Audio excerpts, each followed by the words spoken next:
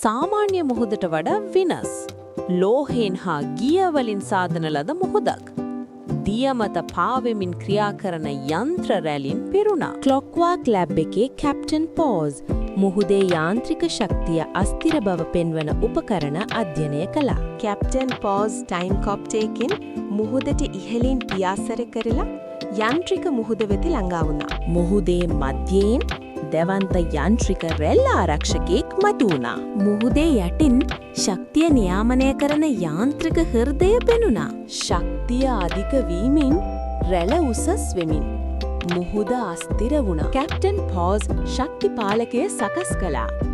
රැළ මන්දගාමී වුණා. යන්ත්‍රික මුහුද නැවත සංසුන් වුණා. ගිය රැළ සමාන වේගයින් චලිත වුණා. ක්ලොක්වර්ක් ලැබ් එකට ආපසු පෙමිණි කැප්ටන් පෝස් මුහුදේ රහස සුරක්ෂිත කළ බව සටහන් කළා. නව ගමනක් සඳහා සූදානම් වුණා.